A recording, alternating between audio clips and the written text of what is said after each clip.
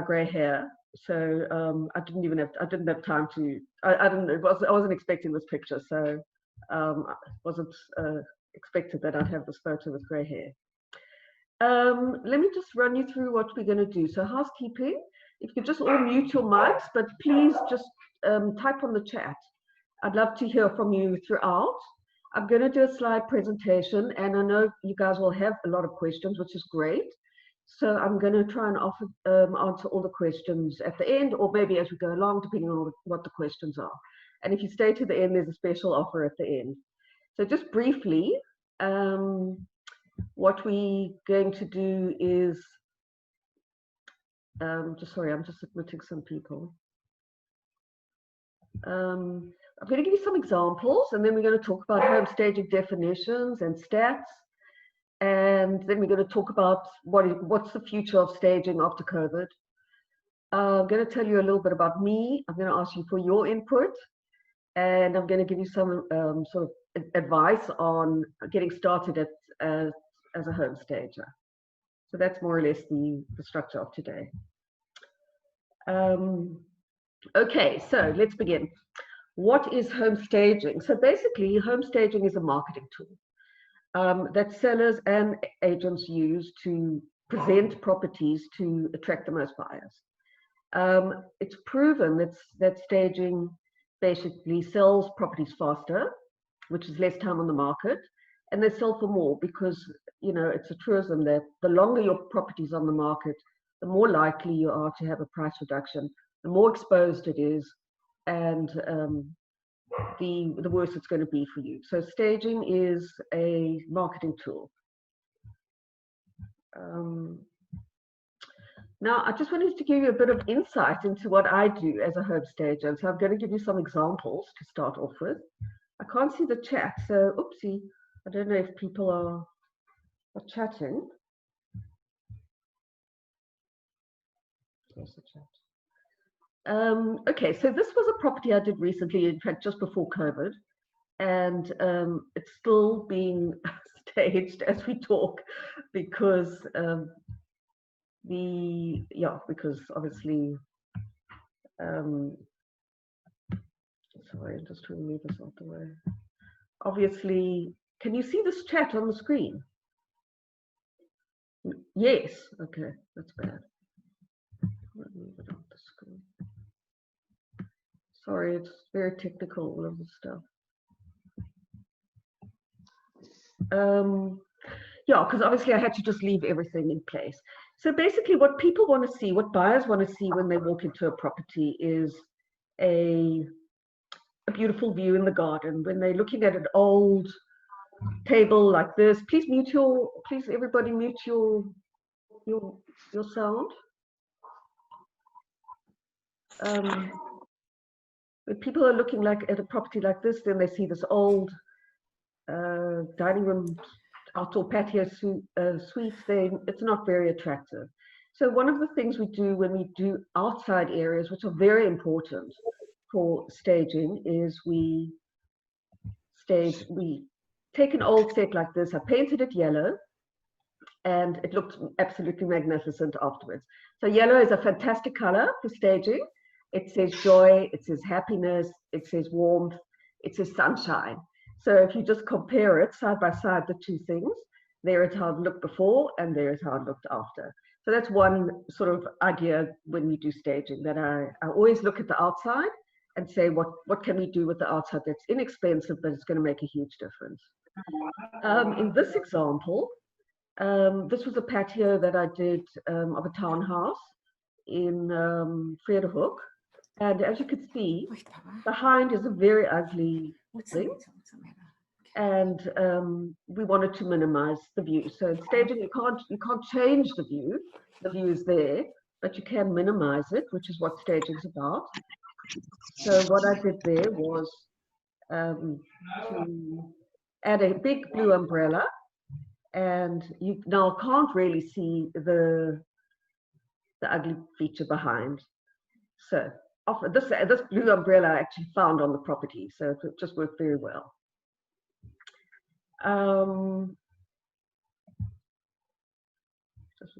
Everybody, please mute your mics. Okay.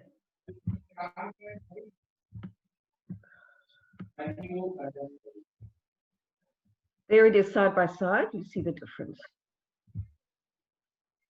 Those two were examples of properties where I've already found existing things on the property. But sometimes you have, well, quite often in staging I do empty homes. So in this case, you could see this is a lovely patio, and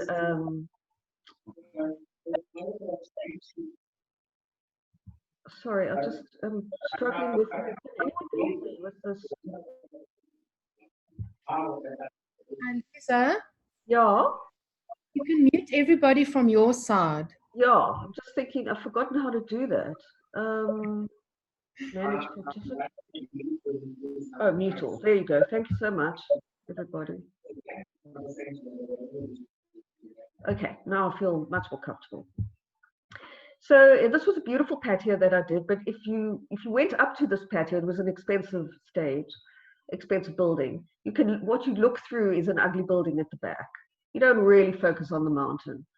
So what we did there was we just took a simple table and chairs with a little plant, and that is what people focus on when they see the property. So that worked really well. And there it is again, side by side for me. Okay, so a little bit about how I became a home stager. So I was at a point in my life when I'd been doing the same thing for like, I don't know, 30 years or maybe more. I was an editor. And I loved editing, it was great, but I was really tired of it. And I knew I needed to do something else. And at the same time, my relationship, my marriage was not so good. And I just knew that I had to do something else. So I bought this, I lived in a lovely suburb where all the houses were Victorian, except for this one, which was like a 70s house, as you could see. So very much an anomaly where I was living. But I bought it and did a little bit of a refurb. It wasn't exactly a renovation, but a refurb. So here you could see I just broke through the, sorry.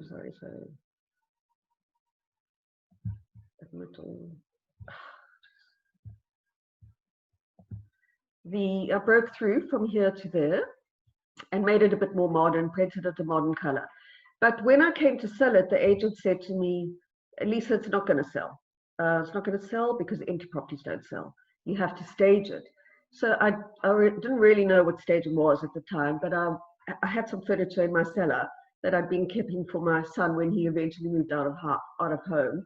He was already 28. He did eventually move out of home, but then he moved to a furnished place. So anyway, so I had some furniture, and then I went around and rented some furniture, and this was the result. So as you can see, there's the fireplace. There's the area where I broke through. I put lovely oranges, lots of plants, nice bright colors. As I told you, yellow is a very happy color. And the property attracted a lot of people on the first day, and it sold on the first day. So the agent was so impressed that a few weeks later she called me and said, Lisa, look, I know you don't do this, but would you be prepared to consider staging another property that I have? It's empty, it's been on the market for 3 months, and I want to get the mandate and I want to offer something different. Will you stage it? So I said, okay. So I staged it and it sold. So that became my, then I started thinking, well, okay, this is great. This has got potential. This is going to be a business. And I went online and I saw that it is a massive business in other parts of the world. And this was 2.5 years ago. So that's how I started off. Let me just give you another example. Over there of some other staging. This is a bedroom that I did, which afterwards looked like that. And this property also sold on the first day. So staging really does work. Okay, now I want your input on this one. I'm going to turn up the chat, and I'd love to hear from you what you would do in this property. How do I see the chat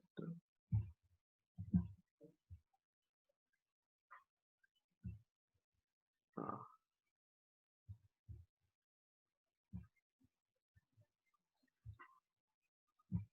Declutter, yeah, declutter, obviously. Add some brightness, yeah, good. It's very busy, have to declutter, keep them just the necessary. Paint the table red, that's a good idea. Add color, clear all the junk, paint the chairs, wood, furniture, better curtain treatment, yeah, definitely. And bring in some color. Okay, everybody says color. Open the blinds up for sure. Oh, house plants are essential. I love house plants. I always use house plants.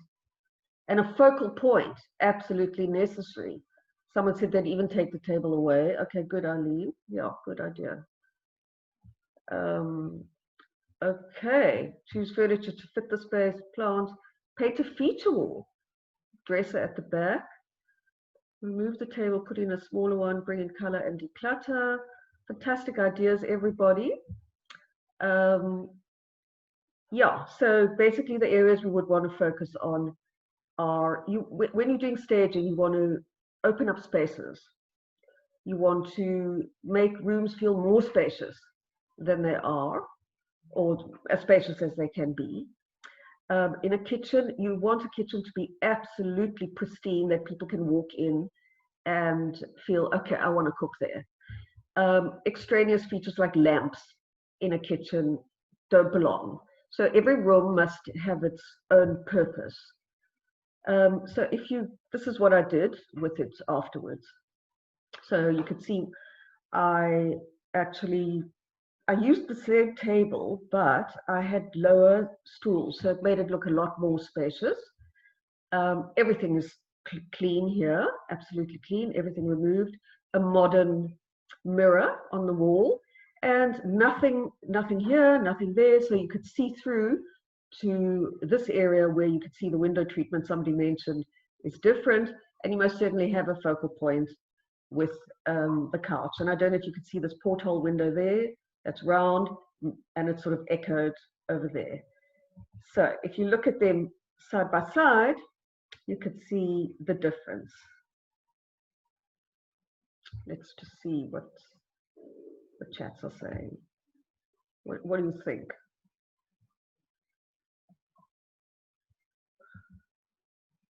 How beautiful. Is it the same room? Lovely, very attractive, inviting.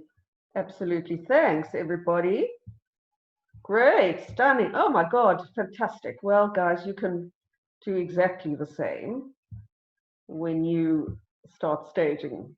Clean, simple, that's exactly what you want to. The butler sink is a feature, absolutely. Total transformation, beautiful, looks fresh. Okay, awesome, awesome. Very happy that you all like it.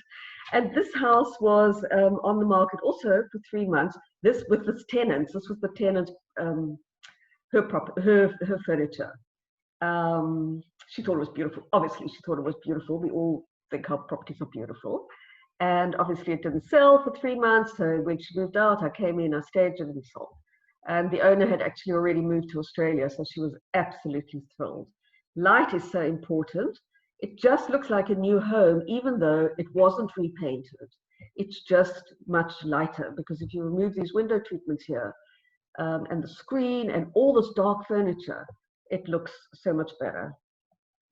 Okay, now I want to tell you about this one. This was an empty room. Obviously, it's an empty room. This was a townhouse that I did. This developer had decided to do something quite different, which was to use cement plaster on the walls, on the floors, and on the ceiling. So literally, this is what you saw when you walked in. 3 plugs and nothing else. No shelving, absolutely nothing. So let's hear your ideas for this. This was actually, believe it or not, the living room.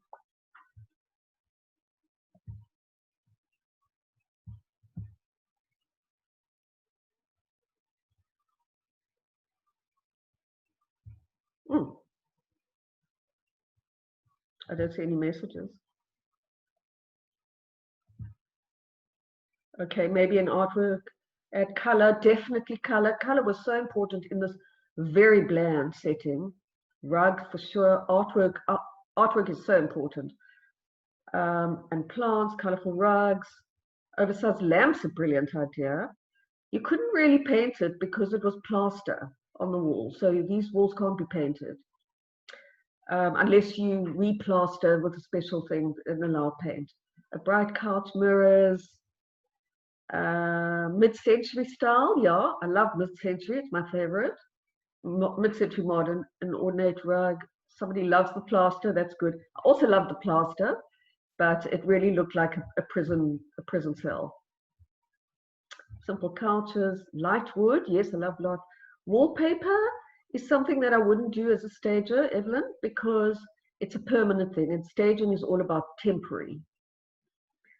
This plaster could be perfect for artwork and beautiful furniture, visual and textile texture. Modern L-shaped couch. Somebody said, okay. Oh, okay, Evelyn, good. Shape, and Ruth Polston raised a hand. Ruth, can you just type your message?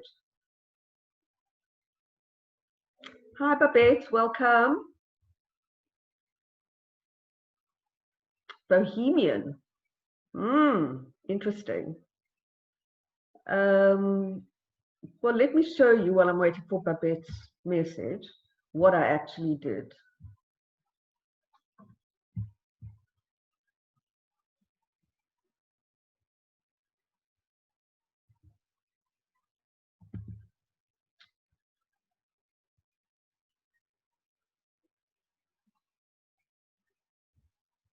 Thank you, everyone. Yeah, so I think a lot of your ideas were included here. These are oversized artworks because these walls had nothing on them. So you need focal points, you need oversized artworks. I did use an L-shaped couch that somebody mentioned. I think my cushions are quite bohemian. A nice rug, lots of white. Yes, calm, light, airy plants. I often use grays, lighter colors. I'll talk to you about temporary furniture later. Yeah, so this was, yeah, so it was great success and was actually one of my more difficult stages. And here they are side by side. Again, you see I love yellow. Yellow pops. Okay, well, along the way, I've made a lot of mistakes. And this is my first stage, the one I told you about at the beginning, where I staged my own property. And I made a lot of mistakes. So I'm interested to hear whether you could spot the mistakes.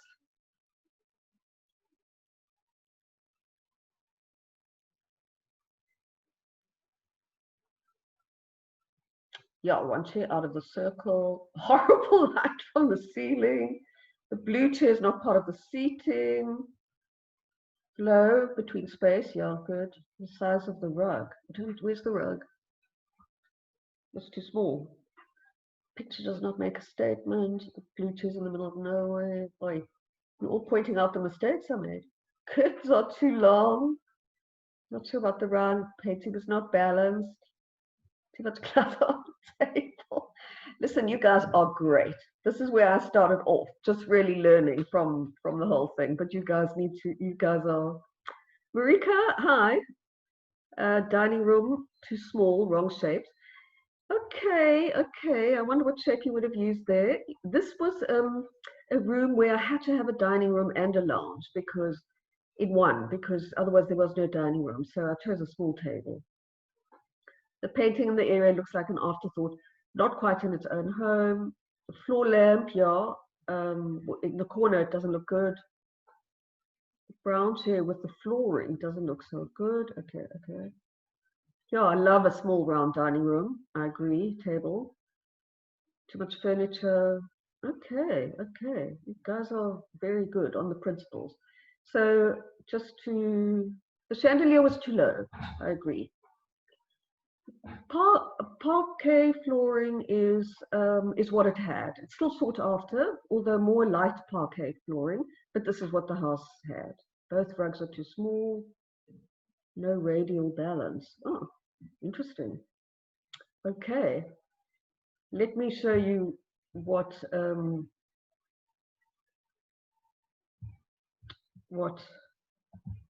Yeah. So first of all, you all pointed out a whole lot of things that I did wrong. And just a few of them are, as everybody mentioned, the art, somebody said was an afterthought. And there was probably a nail on that wall that I just stuck the art on. So yes, the art is not centered, it's not focal, it's the wrong size. I learned that mistake. The color, yeah, a lot of you pointed out. Oh gosh. A lot of you pointed out the color is wrong. And the last thing was the furniture. Yeah, it was good. It wasn't good. Yeah, the furniture's all wrong. I've learned since what furniture to buy for staging and what furniture not to buy. The placing of the chairs incorrect. Okay. I want to just run you through staging sales properties. I've been in business for 2 years, 2.5 years. And of the properties I've staged, 55% sold in 1 month, under a month, and 30% of those sold so 85% in total, and 30% of those sold on the first show day. So as you can see, staging really does work. And these are the national stats here for the Americans. You could see that the average time on the market is 107 days for a house that's not staged, and it's not sold. But if it's staged before it lists, it's 18 days. So that's even less than, well, that's less than a month. So my statistics actually bear that out. And as you can see in the South African market, I took this recently from SEIF. You can see that the average time on the market is, in fact, 108 days. So staging drastically reduces it. So if you're wondering like how the business works, I do three or four things to make my business work. First of all, I do consultations. I do them in person or via WhatsApp. You could do them via Zoom, Skype, or email, especially in this COVID environment, where I usually go into a property that has furniture, and I do a walk and talk, and then the seller takes down notes. After that, if they want a report, then I would charge for that too. So that's charge. Then I would sometimes do the physical restyling in an occupied home. Occupied means people are living there, and I've often had clients who are just too busy to do this. They want to sell, they're professionals, they just can't do it. So I go in with my team and we re-edit, restyle the whole house. And the fourth thing I do is I stage empty homes, which is great. There I rent furniture, I buy furniture, and it's a great source of passive income. If the house doesn't sell in the first month, you will get more and more, especially when you're doing developments. So when I started, and I'm just wondering if any of this resonates with you, and once again, you can just type your things. I had no confidence. Obviously, I was afraid. I mean, I was going to be doing this without any support. I didn't know any agents, apart from the one who helped me. I used to spend my Sundays cold calling agents and look at the properties online and phone them and say, are you interested in staging? And usually they'd say no. And no one had really heard of staging. I didn't know how to charge, how to make a profit. I didn't know what furniture to buy, what to rent. I didn't know how to market myself, which is a huge part of this business. You saw that I made a lot of mistakes in my actual staging.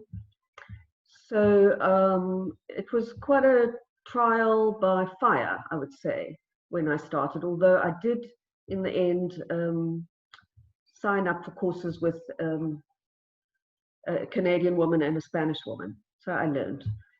The client is generally the owner. The owner is the person who pays, but you do need the agents because they bring you on board. And Ruth, when setting up a stage, I usually leave the items for at least 30 days, minimum 30 days.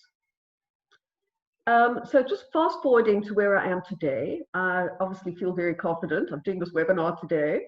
I've opened up a training branch of it because I really feel that staging should grow as an industry in South Africa. And I would like to foster that and mentor people to become agents. People say, why are you fostering competition? But you're not competition.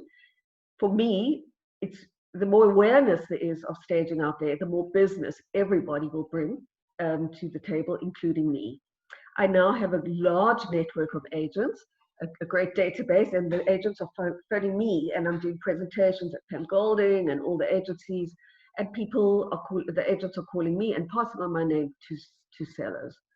Over the last 2 years, not counting this year, I had a turnover of over R1 million, and out of which I managed to buy 4 houses of inventory. So I own 4 houses of inventory. So I'm at the point now where I have to rent less and less. And at the time of COVID, I actually had 4 properties staged, one of which was with one of my students. And we did like a joint venture. Because I also like to do that. So I really do help people. And she rented furniture for me. So if people in Cape Town can maybe rent from me too. So I'm feeling pretty confident about the future of staging. I think that after COVID, there's going to be lots of potential. It is unfortunate, but people are going to have to sell. Many people will have to sell because of debt, or they will want to like scale down. I think a lot of people might move out of metros and move to smaller places where there is less density, in other words, less chance of pandemics catching you. And I think that's a great opportunity for people in smaller spaces. A lot of people who bought investment properties will be needing to like realize their investment properties now. See South African stats in the next slide. I don't think I've actually got those. Let me see what I've got in the next slide. Okay, this is what I've got in the next slide, because some people will be saying, people will be buying unseen. Well, in America, only 20% of offers, that's offers, not even purchases, in the USA were unseen in 2008. So I don't think that a lot of people are going to buy just from the visuals. What I do think is that the visuals are going to become more and more important, and people are going to go to fewer and fewer viewings. They're going to be much more selective about what they view. So your visuals need to really stand out online, because that's the first port of call for any buyer, is looking at the visuals online. And I don't think that this will be virtual staging, because people don't like it when they see something online and then they go to the property and there's a complete absence of what they've seen. There's a total mismatch there. I also think that if you're an interior decorator, this is a very good protection to add to your already existing portfolio, because in this kind of market that we're going into, non-essentials will drop priority, and interior decorating is a non-essential, whereas selling your home is an essential. I think that agents are going to be busy, but under pressure, and that they can add a lot of value to their sales by calling on you. And I just believe that home stagers are going to be called on in this market, because home staging actually started in a recession in America, when her name was Barb Schwartz, realized that her houses weren't selling and she decided to stage them. So it's actually a kind of recession-proof industry. So that's my feeling about where we're going. So can you go do staging on your own? Yes, you can. There's no world body for staging like there are for doctors, where you've got to be registered. For staging, there are associations. And I am the president and founder of the South Africa chapter of the International Association of Home Stagers, and you can become a member too. But if you do go it alone, you will make the mistakes that I made. One of the big questions that people always ask me is how to charge. You won't know, and how to make money. and you won't have any support. So what I'm offering is to study with me. I have a comprehensive business startup course, which is made up of 7 videos, with about 6 hours of videos. Some people watch the videos in one go, other people take their time. At the end of every video, there's a practical exercise which you send me if you want to, and I comment on it.